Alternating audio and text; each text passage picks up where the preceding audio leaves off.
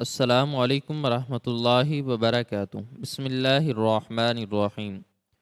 چودھری فضل نے ہاتھ میں پکڑی لاٹھی زمین پر ماری اور کرم دین کے پیلے پڑتے چہرے پر نظر ڈالتے ہوئے طنزیہ انداز میں کہا، تم دونوں اپنی بیٹی کی بارات کا انتظار کر رہے ہو نا؟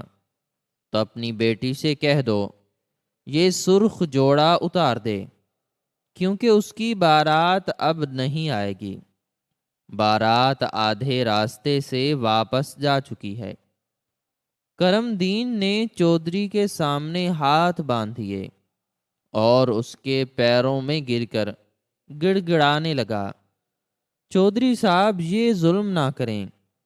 چودھری فضل نے کرم دین کو ٹھوکر ماری اور گھر سے نکل گیا، کیونکہ گاؤں شاہ پور کی زرخیز لیکن غریب مٹی سے کرم دین کا رشتہ اتنا ہی پرانا اور گہرا تھا جتنا کہ اس کے چہرے پر پڑنے والی ان گنت جھریوں اور اس کے وجود کی کمزوری کے درمیان ایک تلخ تعلق تھا۔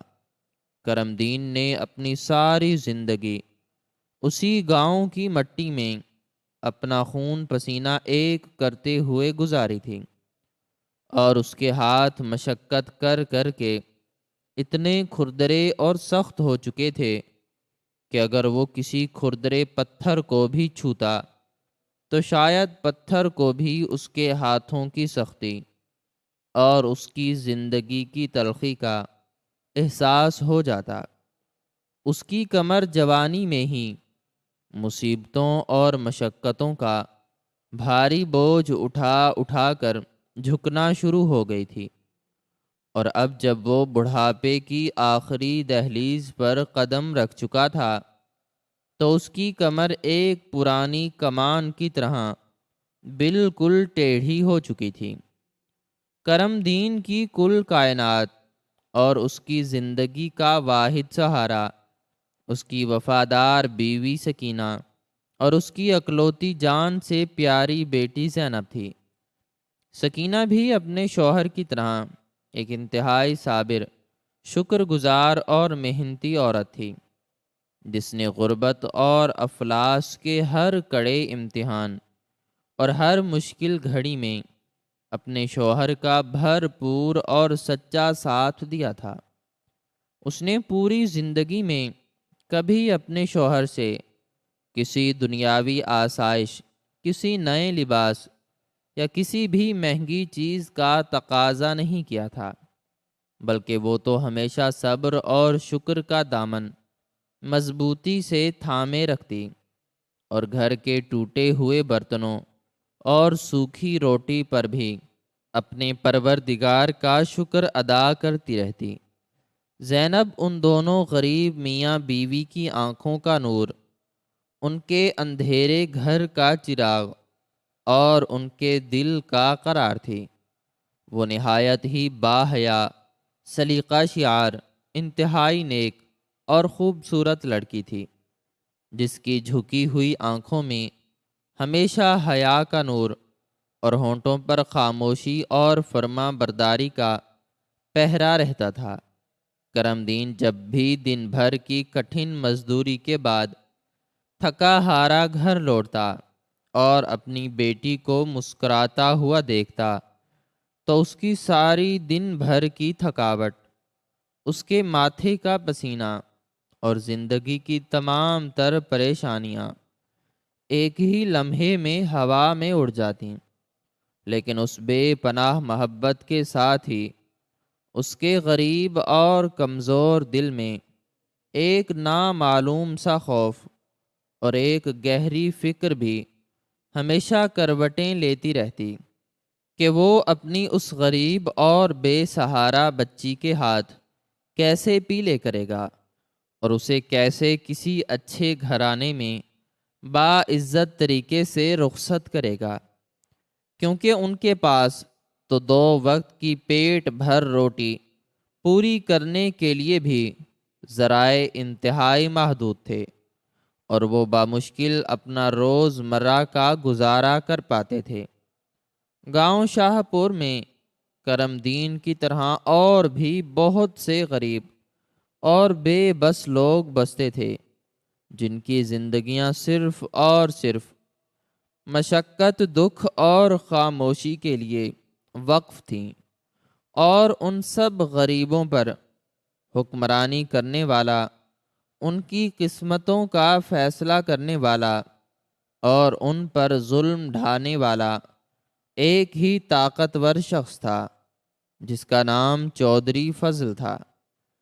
چودھری فضل کی عالی شان اور پرشکوہ حویلی گاؤں کے بالکل درمیان میں ایک اونچے ٹیلے پر واقع تھی، جس کی اونچی اونچی اور مضبوط دیواریں اور ان دیواروں پر ہر وقت پہرا دیتے ہوئے مسلح محافظ پورے گاؤں والوں کے دلوں پر ہر وقت ہیبت، دہشت اور خوف طاری کرتے رہتے تھے۔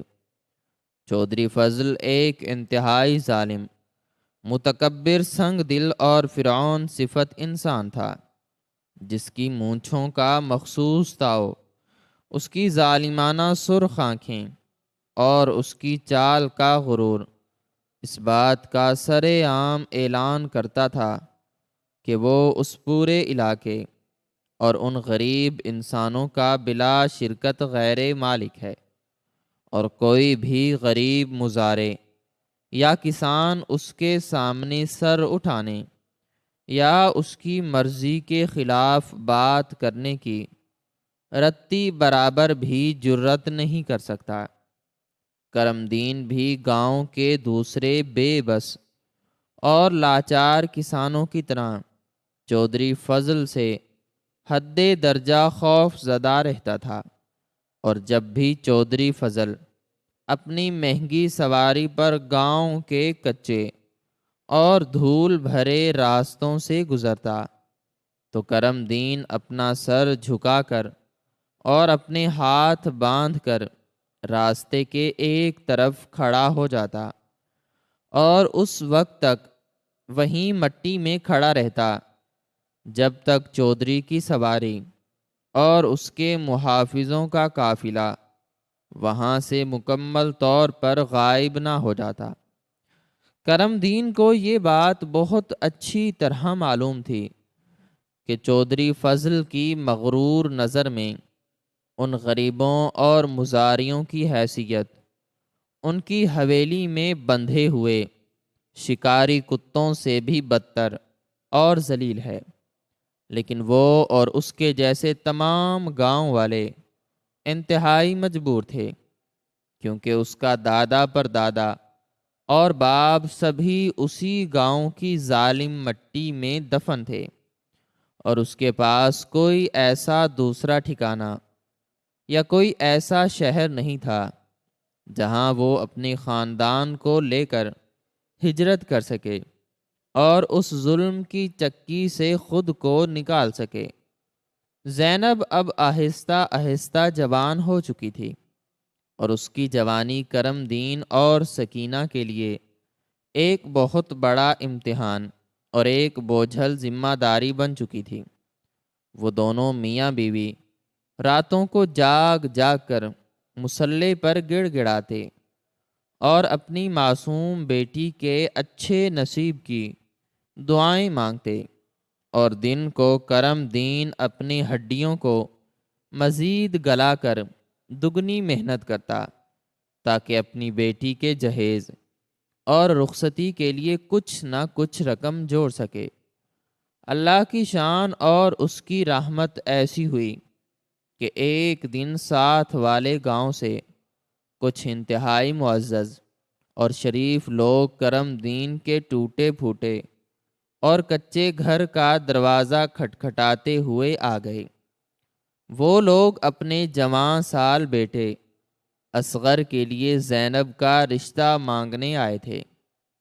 اصغر ایک انتہائی محنتی، شریف اور نیک نام نوجوان تھا، جو اپنے گاؤں میں لکڑی کا کام کرتا تھا اور اپنے ہنر کے بل بوتے پر اچھی خاصی اور حلال کمائی کر لیتا تھا۔ ان لوگوں کو کرم دین سے کسی قسم کے لمبے چوڑے جہیز یا دولت کی کوئی لالچ نہیں تھی، اور وہ صرف اپنے بیٹے کے لیے ایک نیک با اخلاق اور سلیقہ شیار بہو چاہتے تھے، اور انہیں کسی نے زینب کی نیکی اور سلیقے کی گواہی دی تھی۔ کرم دین اور سکینہ کے لیے یہ رشتہ اور ان لوگوں کا خود ان کے قریب خانے پر چل کر آنا کسی بہت بڑی غیبی مدد اور اللہ کے خاص کرم سے کم نہیں تھا۔ انہوں نے مہمانوں کی ٹوٹی ہوئی چار پائیوں پر بٹھا کر اپنی استطاعت سے بڑھ کر تواضع کی، اور ان کے جانے کے بعد اللہ کے حضور سجدہ شکر ادا کیا، اور خوشی خوشی اس رشتے کے لیے اپنی حامی بھر لی۔ اصغر کے گھر والوں نے بھی انتہائی سادگی اور شرافت سے رشتے کی بات پکی کر دی، اور اگلے ہی موسم میں شادی کی تاریخ بھی مقرر کر دی۔ شادی کی تاریخ طے ہونے کے بعد کرم دین نے اپنی زندگی کی سب سے کٹھن، سب سے طویل اور جان لیوا مشقت کا باقاعدہ آغاز کیا۔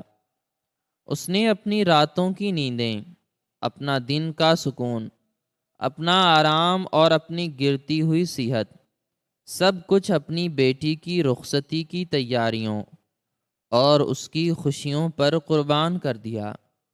وہ روزانہ صبح منہ اندھیرے فجر کی اذان کے ساتھ ہی اٹھ کر کھیتوں میں چلا جاتا، اور رات گئے تک دوسروں کے کھیتوں میں جانوروں کی طرح مزدوری کرتا رہتا۔ اس نے اپنی خوراک بھی کم کر دی تاکہ زیادہ سے زیادہ پیسے بچا سکے۔ اس کے علاوہ اس نے اپنے گھر کی واحد قیمتی جمع پونجی اور اپنی ضرورت یعنی اپنی اکلوتی دودھ دینے والی گائے بھی بازار میں جا کر انتہائی سستے داموں بیچ دی، تاکہ زینب کے لیے چند اچھے جوڑے اور ضرورت کے کچھ نئے برتن خرید سکے۔ سکینہ بھی ایک ماں ہونے کا پورا حق ادا کیا، اور اس نے بھی دن رات ایک کر دیا۔ وہ محلے کی دوسری امیر عورتوں کے کپڑے سیتی، اور رات کو مٹی کے تیل کے لیمپ کے انتہائی مدھم اور دھواں دیتی ہوئی روشنی میں اپنی بیٹی کے جہیز کی چادروں اور تکیوں پر انتہائی خوبصورت کڑھائی کرتی رہتی۔ مسلسل جاگنے اور مدھم روشنی میں باریک کام کرنے کی وجہ سے اس کی آنکھوں کی بینائی تیزی سے کمزور ہونے لگی تھی، اور اس کی انگلیوں میں بار بار سوئی چبھ چبھ کر گہرے زخم بن چکے تھے، جن سے بعض اوقات خون بھی رسنے لگتا تھا۔ لیکن اس کی بے لوث ممتا اور اپنی بیٹی کو خوش دیکھنے کی تڑپ اسے ایک لمحے کے لیے بھی رکنے اور آرام کرنے نہیں دیتی تھی۔ وہ اپنی بیٹی کو اس کے سسرال میں کسی بھی قسم کی چھوٹی سی بھی شرمندگی، تانے یا ذلت سے ہر قیمت پر بچانا چاہتی تھی۔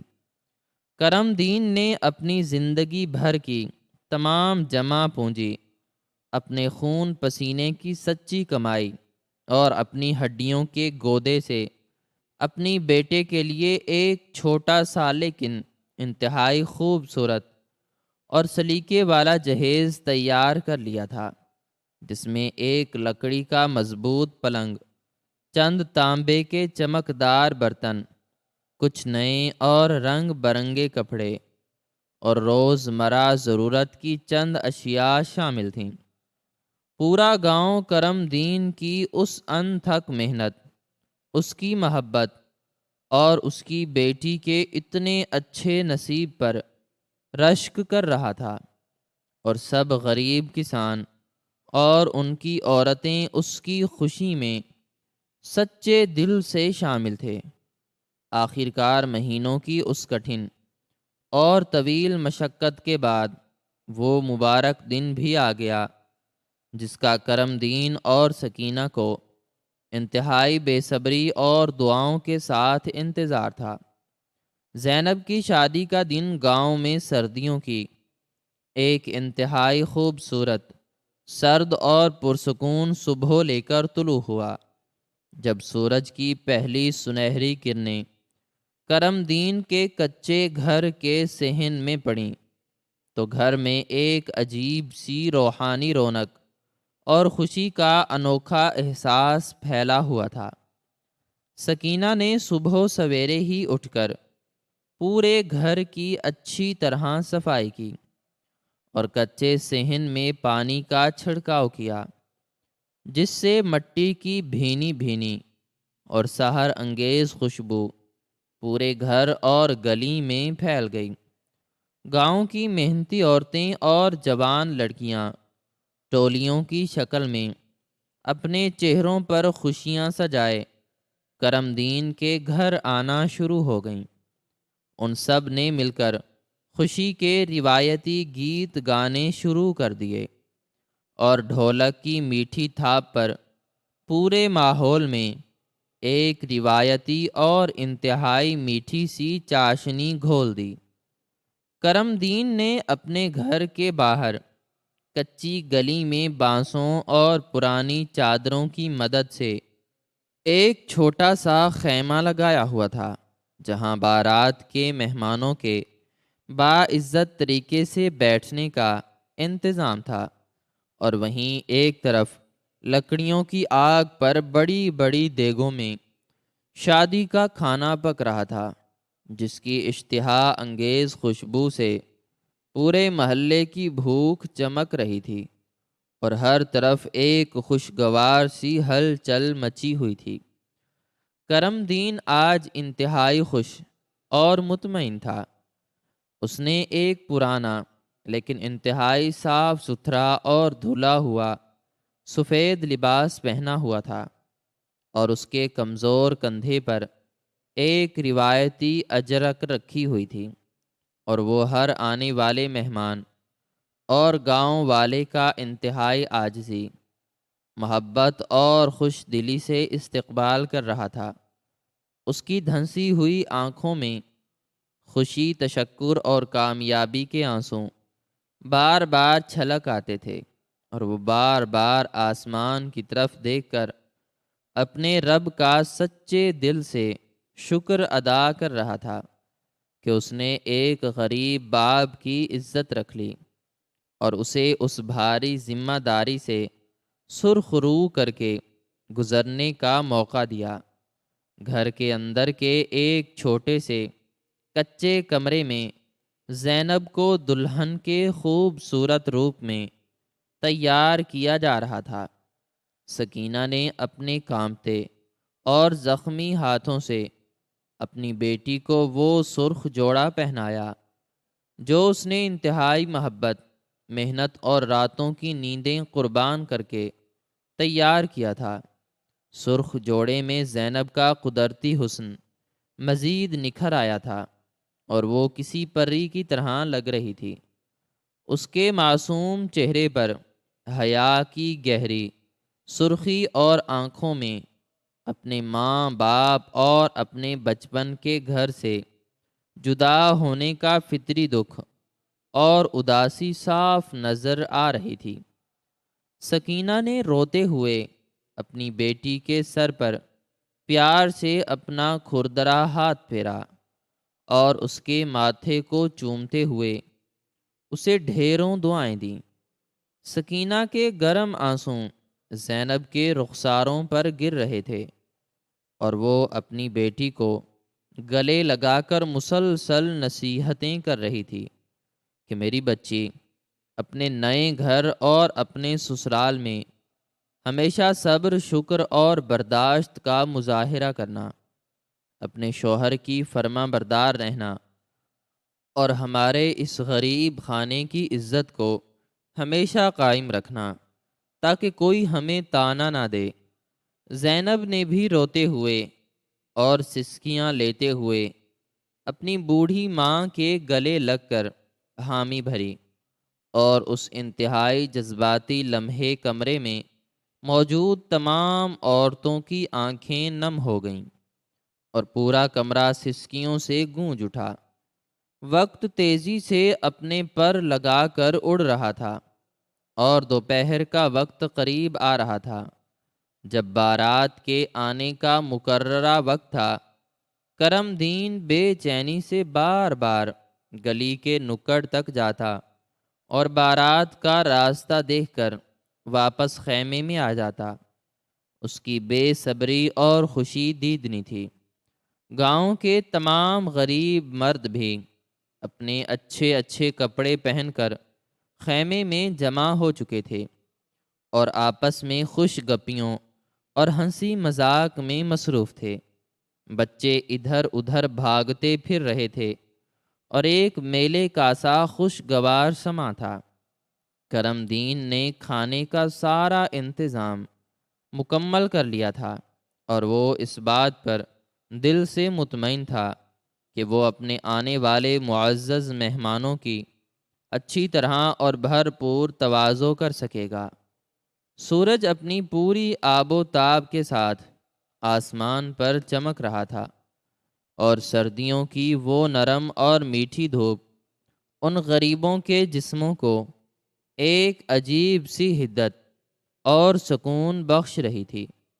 لیکن وہاں موجود کسی بھی شخص کو اپنے وہم و گمان میں بھی یہ رتی برابر معلوم نہیں تھا کہ یہ پرسکون دھوپ اور یہ قہقہے اور خوشیاں ایک بہت بڑے طوفان کا پیش خیمہ ہیں، اور ان کے سروں پر ایک ایسی ناگہانی آفت اور ظلم منڈلا رہا ہے جو ان کی تمام تر خوشیوں کو، ان کی سالوں کی محنت کو اور ایک غریب باپ کے ارمانوں کو ایک ہی لمحے میں جلا کر خاک میں ملا دے گی۔ اچانک محلے کی اس چھوٹی سی گلی کے موڑ پر ایک عجیب سی اور انتہائی پر اسرار خاموشی چھا گئی۔ بچوں کے بھاگنے اور شور مچانے کی چہکتی ہوئی آوازیں یکدم تھم گئیں، اور خیمے میں بیٹھے ہوئے تمام لوگوں نے حیرت اور ایک انجانے خوف سے گلی کے سرے کی طرف دیکھنا شروع کر دیا۔ دور سے چند طاقتور گھوڑوں اور بڑی گاڑیوں کے پہیوں سے گرد اڑتی ہوئی دکھائی دی، اور پھر کچھ ہی دیر میں علاقے کا فرعون یعنی چودھری فضل اپنی عالی شان سواری اور درجن بھر خونی اور مسلح محافظوں کے ساتھ کرم دین کے غریب گھر کے باہر آ کر رک گیا۔ چودھری فضل کی اس غیر متوقع اور اچانک آمد نے پورے مجمع پر ایک جان لیوا سکتا اور خوف طاری کر دیا۔ کوئی بھی غریب شخص اپنی جگہ سے ہلنے یا سانس زور سے لینے کی جرت نہیں کر رہا تھا۔ خیمے کے اندر موجود ڈھولک کی میٹھی آواز اندر کمرے میں بھی فوراً بند ہو چکی تھی، اور تمام عورتوں نے بھی خوف کے مارے اپنے چہروں پر اپنے دوپٹے سختی سے کھینچ لیے تھے، اور دلہن والے کمرے میں ایک قبرستان جیسی خاموشی چھا گئی تھی۔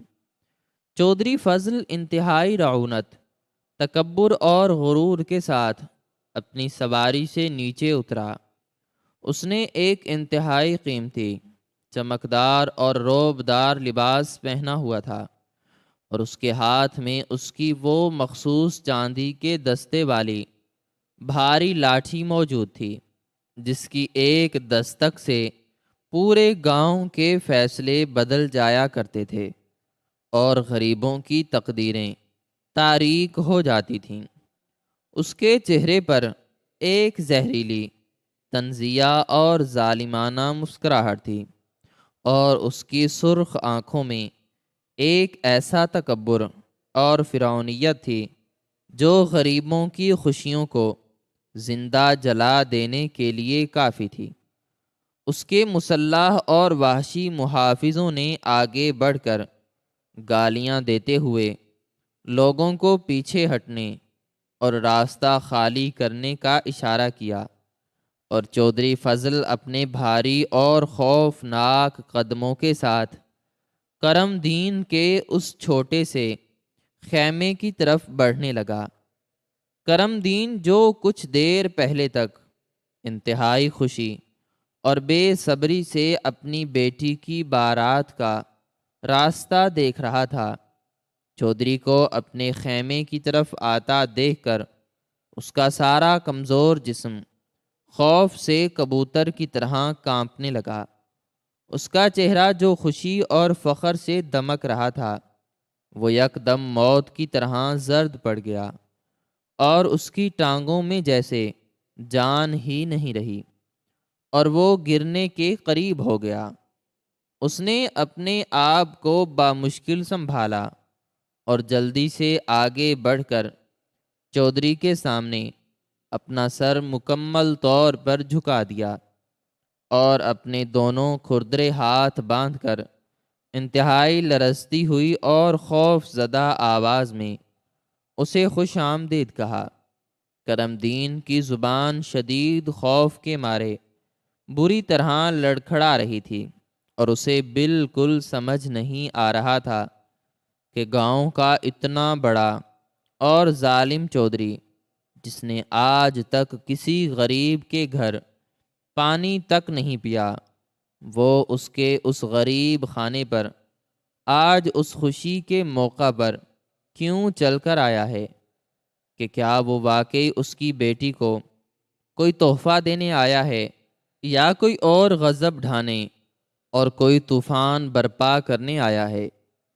کرم دین نے ڈرتے ڈرتے اور اپنے خشک ہونٹوں پر زبان پھیرتے ہوئے کہا، چودھری صاحب، آپ کا آنا ہمارے لیے اور اس پورے گاؤں کے لیے باعث فخر اور عزت کی بات ہے۔ آپ ادھر اس چار پائی پر تشریف رکھیں، میں ابھی آپ کے لیے پینے کو کچھ پیش کرتا ہوں، اور کھانا بھی تیار ہے۔ لیکن چودھری فضل نے کرم دین کی اس عاجزانہ بات کا کوئی جواب نہیں دیا، بلکہ اس نے انتہائی حقارت بھری اور غضبناک نظروں سے اس غریب کے پھٹے پرانے خیمے، اس کے خون پسینے سے بنائے گئے جہیز کے سامان، دیگوں اور وہاں کھڑے ہوئے سہمے ہوئے بے بس لوگوں کا انتہائی حقارت سے جائزہ لیا۔ اس کی اس طویل اور پر اسرار خاموشی نے پورے ماحول کو مزید خوفناک اور بوجھل بنا دیا تھا۔ کرم دین کے دل کی دھڑکنیں اس قدر تیز ہو چکی تھیں کہ اسے اپنے ہی کانوں میں ان کی گونجتی ہوئی آواز سنائی دے رہی تھی۔ خیمے کے اندر موت کا سا سناٹا چھا گیا تھا، اور ہر شخص کی نظریں صرف اور صرف چودھری فضل کے ظالم چہرے اور اس کی لاٹھی پر ٹکی ہوئی تھیں۔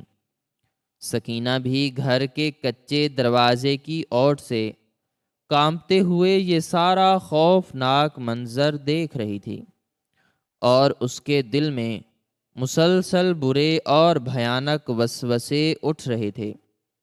زینب بھی اپنے سرخ جوڑے میں ملبوس گھونگھٹ کے اندر سے باہر کی یہ بھیانک خاموشی اور خوف کی لہر محسوس کر رہی تھی، اور اس کا معصوم دل بھی کسی انجانے خوف سے بری طرح سکڑ رہا تھا۔ چودھری فضل نے چند قدم مزید آگے بڑھائے اور کرم دین کے بالکل قریب جا کر اس کی آنکھوں میں آنکھیں ڈال کر کھڑا ہو گیا۔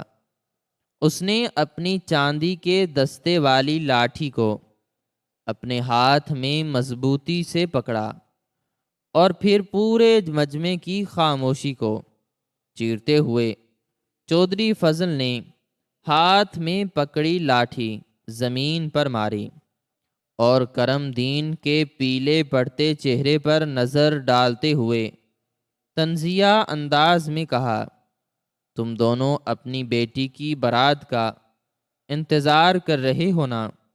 تو اپنی بیٹی سے کہہ دو یہ سرخ جوڑا اتار دے، کیونکہ اس کی بارات اب نہیں آئے گی۔ بارات آدھے راستے سے واپس جا چکی ہے۔ کرم دین نے چودھری کے سامنے ہاتھ باندھ دیے اور اس کے پیروں میں گر کر زارو قطار رونے لگا۔ اس کے کھردرے اور محنت سے بھرے ہوئے ہاتھ چودھری کے قیمتی اور چمکدار جوتوں پر رکھے ہوئے تھے، اور اس کی آنکھوں سے بہنے والا گرم اور نمکین پانی چودھری کے جوتوں پر پڑنے والی گرد کو دھو رہا تھا۔ کرم دین نے انتہائی دردناک اور دل چیر دینے والی آواز میں گڑ گڑاتے ہوئے کہا، چودھری صاحب، خدارا مجھ غریب پر یہ ظلم نہ کریں۔ میں نے اپنی زندگی کا ایک ایک قطرہ خون بہا کر اپنی اس اکلوتی بچی کی خوشیوں کا سامان جوڑا ہے۔ میری بیٹی اندر سرخ جوڑا پہنے اپنی زندگی کے سب سے بڑے دن کا انتظار کر رہی ہے۔ میری عزت کو اس طرح سرے عام خاک میں نہ ملائیں۔ میرے سفید بالوں اور میری اس جھکی ہوئی کمر کا کچھ تو مان رکھ لیں۔ میں آپ کا ساری زندگی غلام بن کر رہوں گا، آپ کے کھیتوں میں جانوروں کی طرح مفت کام کروں گا، لیکن میری بیٹی کی بارات کو واپس نہ موڑیں۔ اسے اس کا گھر بسانے دیں۔ لیکن چودھری فضل کے دل میں رحم نام کی کوئی چیز نہیں تھی۔ اس کے سینے میں دل کی جگہ ایک انتہائی سخت اور کالا پتھر دھڑکتا تھا، جسے کسی غریب کے آنسوؤں اور کسی مظلوم کی سسکیوں سے کوئی فرق نہیں پڑتا تھا۔ چودھری فضل نے انتہائی حقارت، تکبر اور بے دردی سے اپنا پاؤں کرم دین کے کانپتے ہوئے ہاتھوں سے چھڑایا اور اپنے بھاری جوتے کی ایک انتہائی زوردار اور ظالمانہ ٹھوکر کرم دین کے سینے پر ماری۔ اس اچانک اور زوردار ٹھوکر کی وجہ سے کرم دین کا کمزور اور بوڑھا جسم پیچھے کی طرف اچھلا اور وہ کچی گلی کی مٹی میں جا گرا۔ اس کے ماتھے پر چوٹ لگی اور اس کی پگڑی، جو اس کی عزت کی علامت تھی، وہ دھول میں گر کر میلی ہو گئی۔ چودھری فضل نے مٹی میں گرے ہوئے کرم دین کو ایک انتہائی حقیر کیڑے کی طرح دیکھا اور ایک انتہائی زہریلا اور مغرور قہقہہ لگاتے ہوئے اپنے محافظوں کی طرف مڑا اور انہیں چلنے کا اشارہ کیا۔ اس کے گن مینوں نے بندوقیں لہراتے ہوئے لوگوں کو مزید پیچھے دھکیلا، اور چودھری فضل اپنی طاقت اور فرعونیت کے نشے میں بدمست ہاتھی کی طرح چلتا ہوا اپنی عالی شان سواری میں جا بیٹھا۔ گاڑی کے پہیوں نے ایک بار پھر دھول اڑائی اور وہ پورا قافلہ جس تیزی سے آیا تھا اسی تیزی سے کرم دین کی دنیا اجاڑ کر وہاں سے غائب ہو گیا۔ خیمے میں بیٹھے ہوئے تمام لوگ مٹی میں گرے ہوئے کرم دین کو دیکھ کر سکتے میں آ چکے تھے۔ کسی میں اتنی ہمت نہیں تھی کہ وہ آگے بڑھ کر چودھری کو روک سکتا یا کرم دین کو تسلی دے سکتا۔ کرم دین مٹی میں پڑا دھاڑیں مار مار کر رو رہا تھا، اور اس کی آواز میں اتنا درد اور اتنی بے بسی تھی کہ آسمان بھی اس کی اس حالت پر خون کے آنسوں رو رہا ہوگا۔ سکینہ جو دروازے کی اوٹ سے یہ سارا قیامت خیز منظر دیکھ رہی تھی، وہ دیوانہ وار چیختی ہوئی باہر آئی اور اپنے شوہر کے پاس مٹی میں گر کر بین کرنے لگی۔ اس کی دنیا مکمل طور پر لٹ چکی تھی، اور اس کے وہ تمام خواب جو اس نے راتوں کو جاگ کر کڑھائی کرتے ہوئے دیکھے تھے، وہ چودھری کی ایک ٹھوکر سے ریزہ ریزہ ہو چکے تھے۔ گھر کے اندر اس چھوٹے سے کمرے میں جہاں زینب دلہن بنی بیٹھی تھی، وہاں بھی یہ دل خراش خبر بجلی بن کر گری۔ زینب نے جب اپنے باپ کی دردناک سسکیاں اور ماں کے بین سنے تو اسے یوں لگا جیسے اس کے سر پر کسی نے بھاری ہتھوڑا مار دیا ہو۔ اس کا وہ انتہائی خوبصورت اور محنت سے سلا ہوا سرخ جوڑا، جو کچھ دیر پہلے تک اس کی زندگی کی سب سے بڑی خوشی اور ارمانوں کا غلاف تھا، اب اسے اپنے جسم پر ایک خونی اور تاریک کفن کی طرح محسوس ہونے لگا۔ اس نے اپنے کانپتے ہوئے ہاتھوں سے اپنا سرخ گھونگھٹ پیچھے کیا، اور اس کی آنکھوں میں ایک ایسی گہری ویرانی اور وحشت چھا گئی جس نے اس کی تمام تر معصومیت اور خوبصورتی کو نگل لیا۔ وہ صدمے کی شدت سے گونگی ہو گئی، اور اس کے حلق سے رونے کی ایک آواز تک نہ نکل سکی۔ وہ بس پتھرائی ہوئی اور بے جان آنکھوں سے کمرے کی کچی دیوار کو گھورنے لگی، جیسے اس کی روح اس کے جسم سے پرواز کر چکی ہو۔ خیمے میں موجود تمام مہمان اور محلے والے جو کچھ دیر پہلے تک خوشیوں کے گیت گا رہے تھے، اب وہ انتہائی خاموشی اور افسردگی سے اپنے اپنے گھروں کی طرف کھسکنے لگے۔ کسی نے کرم دین کے کندھے پر ہاتھ رکھا تو کسی نے افسوس کا اظہار کیا، لیکن کوئی بھی اس کی اس بے پناہ تکلیف کا مداوا نہیں کر سکتا تھا۔ لکڑیوں کی آگ پر پکنے والے شادی کے کھانے کی اشتہا انگیز خوشبو اب ایک جلتی ہوئی اور کڑوی بو میں تبدیل ہو چکی تھی، اور وہ دیگیں جو خوشیوں کے لیے چڑھائی گئی تھیں اب ماتم کا منظر پیش کر رہی تھیں۔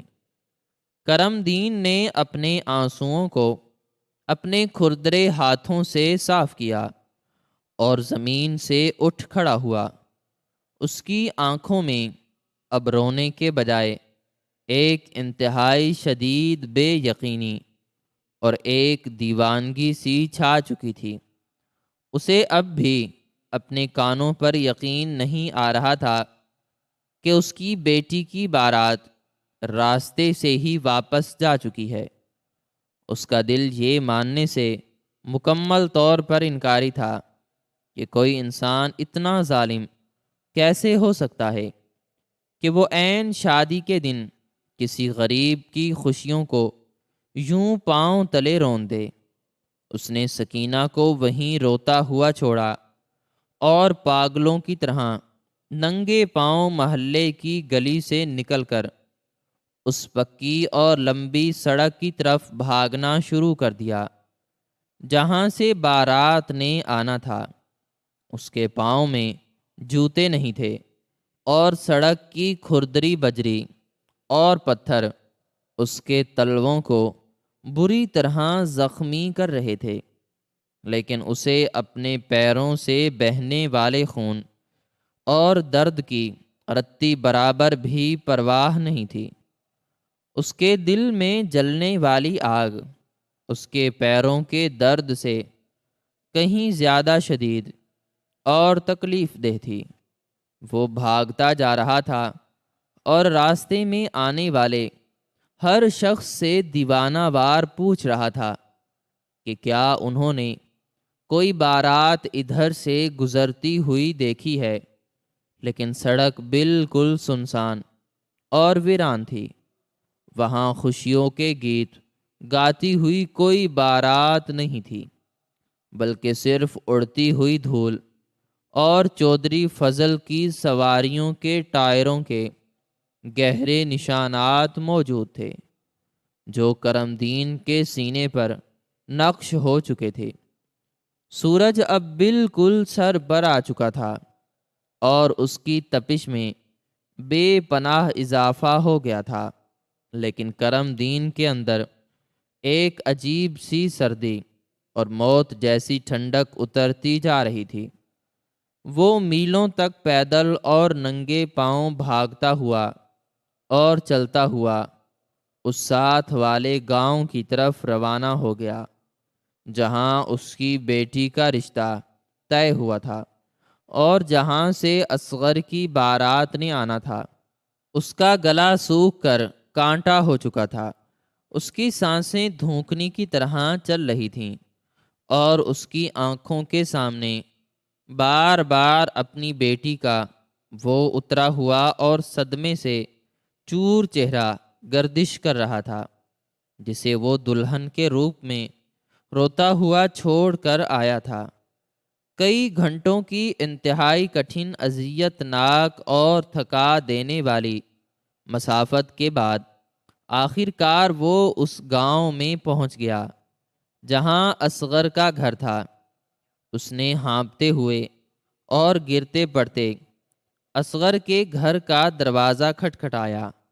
اس کے ہاتھوں پر اپنے ہی خون کے نشانات تھے اور اس کا لباس گرد و غبار سے پوری طرح اٹا ہوا تھا۔ کچھ دیر بعد دروازہ کھلا اور سامنے اصغر کا بوڑھا باپ کھڑا تھا جس کے چہرے پر بھی ایک عجیب سی پریشانی، شرمندگی اور شدید خوف کے ملے جلے تاثرات نمایاں تھے۔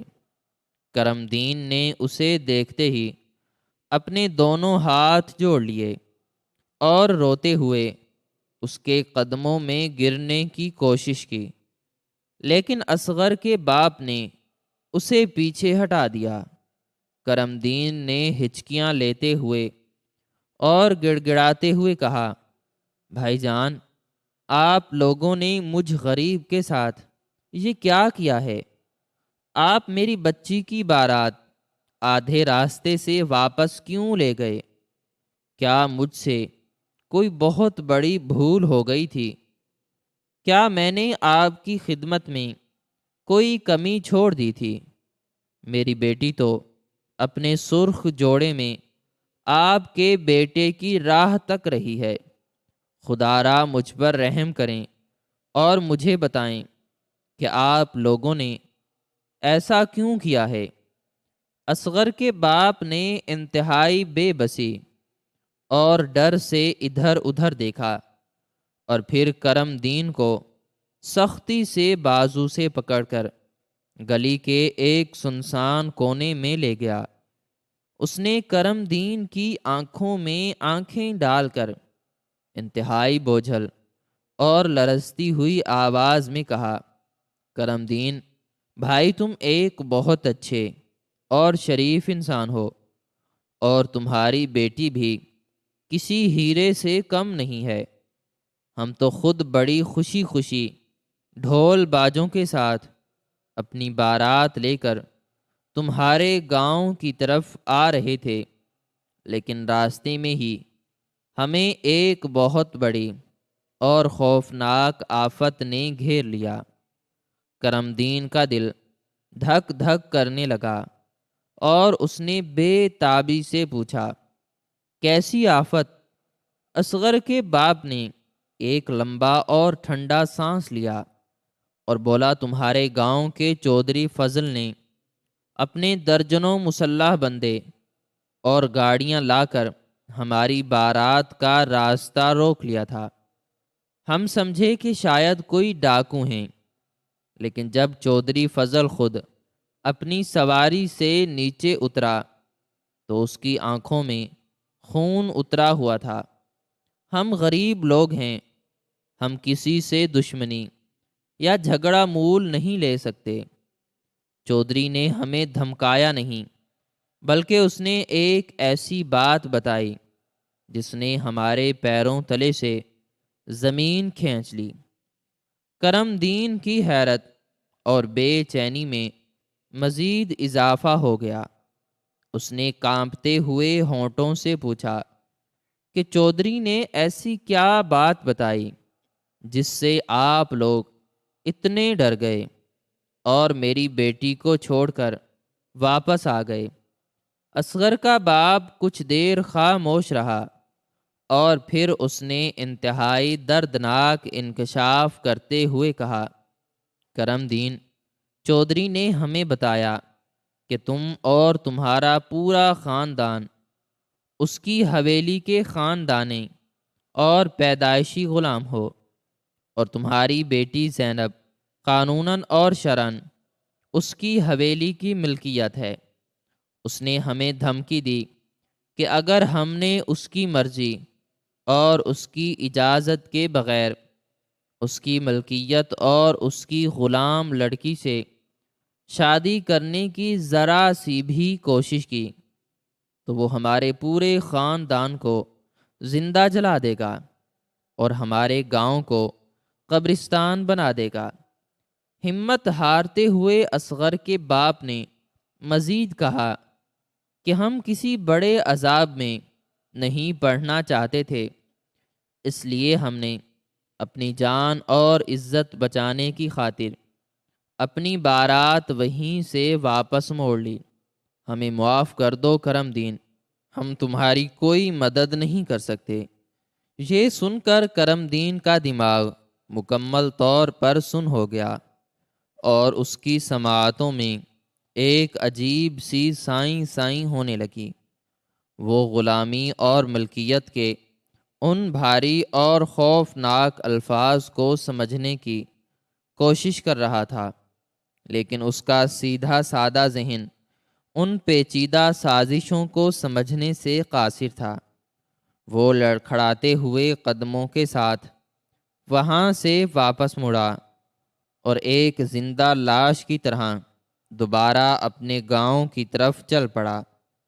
اس کا دل ایک گہری اور تاریک کھائی میں گرتا جا رہا تھا اور اسے اپنا ہر قدم منو بھاری لگ رہا تھا۔ رات کی تاریکی آہستہ آہستہ پورے علاقے پر چھا رہی تھی اور سرد ہوا کے جھونکے اس کے زخمی وجود کو مزید تکلیف دے رہے تھے، لیکن اس کے اندر کی آگ اسے مسلسل آگے بڑھنے پر مجبور کر رہی تھی۔ وہ سیدھا اپنے گھر جانے کے بجائے اندھیرے میں چلتا ہوا چودھری فضل کی اس عالی شان اور پرشکوہ حویلی کے بھاری اور آہینی دروازے پر پہنچ گیا، جہاں روشنیوں کا ایک سیلاب تھا اور محافظوں کا سخت پہرا تھا۔ کرم دین نے دیوانہ وار حویلی کے دروازے کو پیٹنا شروع کر دیا۔ محافظوں نے فوراً اسے دبوچ لیا اور اسے مارنے پیٹنے لگے، لیکن کرم دین مسلسل چیخ رہا تھا اور چودھری فضل کو پکار رہا تھا۔ اس کا شور سن کر حویلی کے اندر سے ایک حکم نامہ آیا کہ اس بڈھے کو اندر لے آؤ۔ محافظوں نے کرم دین کو گھسیٹتے ہوئے حویلی کے اس بڑے اور پرتعیش کمرے میں لا کر پھینک دیا، جہاں چودھری فضل ایک انتہائی قیمتی اور نرم کرسی پر بیٹھا حقہ پی رہا تھا، اور اس کے چہرے پر وہی پرانی شیطانی اور متکبرانہ مسکراہٹ سجی ہوئی تھی۔ کرم دین زمین پر پڑا تھا، اس کے کپڑے پھٹ چکے تھے اور اس کے ماتھے سے خون بہہ رہا تھا۔ اس نے انتہائی دردناک اور سسکتی ہوئی آواز میں چودھری سے پوچھا، چودھری صاحب، میں نے آپ کا کیا بگاڑا تھا؟ میں نے تو ساری زندگی آپ کے کھیتوں میں ایک جانور کی طرح کام کیا ہے، آپ کے سامنے ہمیشہ نظریں جھکا کر رکھی ہیں، پھر آپ نے مجھ غریب پر اتنی بڑی تہمت کیوں لگائی؟ آپ نے ان شریف لوگوں سے یہ کیوں کہا کہ میں اور میری بیٹی آپ کے غلام اور آپ کی ملکیت ہیں۔ آپ نے میری معصوم اور پاک دامن بیٹی کی عزت پر اتنا بڑا داغ کیوں لگایا؟ چودھری فضل نے ایک زوردار قہقہہ لگایا، جس کی گونج اس بڑے کمرے کی دیواروں سے ٹکرا کر واپس آئی۔ اس نے اپنے حقے کی نالی کو ایک طرف رکھا اور اپنی کرسی سے اٹھ کر کرم دین کے بالکل قریب آ گیا۔ اس کی آنکھوں میں ایک ایسی وحشت اور ظالمانہ چمک تھی جس نے کرم دین کے دل کو چیر کر رکھ دیا۔ چودھری نے اپنے ایک محافظ کو اشارہ کیا، جو فوراً ایک پرانی اور بوسیدہ سی چمڑے کی فائل لے کر آیا۔ چودھری نے اس فائل کو کھولا اور اس میں سے ایک انتہائی پرانا، زرد پڑتا ہوا اور صدیوں پرانا ایک عدالتی کاغذ نکلا، جس پر پرانے وقتوں کی مہریں لگی ہوئی تھیں اور سیاہی سے کچھ تحریر لکھا ہوا تھا۔ چودھری فضل نے اس بوسیدہ اور پرانے کاغذ کو کرم دین کے آنسوؤں سے بھیگے ہوئے چہرے کے بالکل سامنے لہراتے ہوئے انتہائی صفاکانہ اور زہریلے لہجے میں کہا کہ اوئے جاہل اور گنوار بڈھے، تو سمجھتا ہے کہ میں نے ان لوگوں سے جھوٹ بولا ہے یا میں نے تجھ پر کوئی تہمت لگائی ہے؟ تو اپنی اوقات بھول گیا ہے، لیکن میں اپنے باپ دادا کے ان پرانے احسانوں اور ان دستاویزات کو کبھی نہیں بھولتا۔ چودھری فضل نے اس زرد کاغذ پر لکھی ہوئی تحریر پر اپنی موٹی انگلی پھیرتے ہوئے اس لرزہ خیز اور ہولناک راز سے پردہ اٹھایا جس نے کرم دین کی روح تک کو جلا کر راکھ کر دیا۔ چودھری نے کہا کہ آج سے ٹھیک 100 سال پہلے، جب اس علاقے میں شدید قحط پڑا تھا اور لوگ بھوک سے مر رہے تھے، تو تیرے سگے دادا نے اپنے خاندان کو بھوک سے بچانے اور اپنی جان بچانے کے لیے میرے دادا سے ایک بہت بڑی اور بھاری رقم ادھار لی تھی۔ وہ رقم اتنی بڑی تھی کہ تیرا دادا اپنی ساری زندگی کھیتوں میں ہل چلا کر بھی اسے نہیں چکا سکتا تھا، اور جب اس سے قرض کی واپسی کا مطالبہ کیا گیا تو اس نے ایک پنچایت اور عدالت کے سامنے یہ قانونی اور پکا سٹامپ پیپر لکھ کر دیا تھا کہ وہ اس قرض کے بدلے اپنی ذات، اپنی نسل اور اپنی آنے والی تمام نسلوں کو چودھری کے خاندان کا مستقل مظاہرے اور غلام تسلیم کرتا ہے۔ اس کاغذ پر تیرے دادا کے انگوٹھے کا نشان آج بھی موجود ہے، جس کا صاف اور سیدھا مطلب یہ ہے کہ تو، تیرا باپ، تیری بیوی اور تیری وہ بیٹی جس کا تو سرخ جوڑا سلوا کر بیٹھا ہے، وہ سب کے سب قانوناً رسم و رواج کے مطابق اور اس کاغذ کی روح سے میری حویلی کے زر خرید غلام ہیں، اور غلاموں کو اپنی مرضی سے سانس لینے کا حق تو ہوتا نہیں، تو وہ اپنی مرضی سے شادیاں کیسے کر سکتے ہیں؟ چودھری فضل کی آواز میں اب ایک انتہائی درندہ صفت اور خون خوار گرج پیدا ہو چکی تھی۔ اس نے مزید کہا کہ تیری اتنی جرت کیسے ہوئی کہ تو نے میری ملکیت اور میری خادمہ کا رشتہ میری اجازت کے بغیر کسی اور گاؤں کے کسان کے ساتھ طے کر دیا؟ تیری بیٹی زینب میری غلام ہے، اور وہ اسی حویلی میں برتن مانجھے گی، اور اس کی شادی اسی سے ہوگی جس سے میں چاہوں گا۔ میں نے ان بارات والوں کو یہی کاغذ دکھایا تھا جسے دیکھتے ہی ان کے چہروں کا رنگ اڑ گیا اور وہ اپنی جان بچا کر وہاں سے بھاگ گئے۔ کرم دین اس بھیانک اور لرزہ خیز سچائی کو سن کر مکمل طور پر پتھر کا ہو چکا تھا۔ اسے یوں محسوس ہو رہا تھا جیسے کسی نے اس کے پورے جسم میں پگھلا ہوا سیسا اتار دیا ہو۔ ایک صدی پرانی غلامی کی وہ بوسیدہ اور زنگ آلود زنجیر، جس کا اسے رتی بھر بھی علم نہیں تھا، وہ آج اس کے گلے کا پھندا بن چکی تھی، اور اس نے اس کی معصوم بیٹی کی تمام خوشیوں اور اس کی آزادی کو ہمیشہ ہمیشہ کے لیے ایک تاریک اور اندھے کنویں میں دھکیل دیا تھا۔ وہ کاغذ کا ایک پرانا ٹکڑا اس کی پوری نسل کی تباہی کا پروانہ تھا، اور اب اس کے پاس رونے چیخنے یا انصاف مانگنے کا کوئی راستہ باقی نہیں بچا تھا، کیونکہ وہ واقعی ایک ظالم اور طاقتور فرعون کے رحم و کرم پر ایک بے بس اور لاچار غلام تھا، جس کی اپنی کوئی شناخت اور کوئی زندگی نہیں تھی۔ اور یہ لرزہ خیز راز جاننے کے بعد کرم دین وہیں چودھری کے قدموں میں بے ہوش ہو کر گر پڑا، اور اس کی ساری امیدیں اس پرانے کاغذ کی سیاہی میں ہمیشہ ہمیشہ کے لیے غرق ہو گئیں۔ ناظرین، ہماری آج کی یہ ویڈیو آپ کو کیسی لگی؟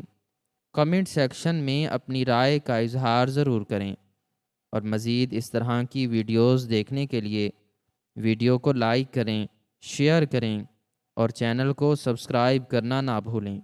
ملتے ہیں نیکسٹ ویڈیو میں، تب تک کے لیے اپنا بہت سارا خیال رکھیں اور ہمیں اپنی دعاؤں میں یاد رکھیں۔ اللہ حافظ۔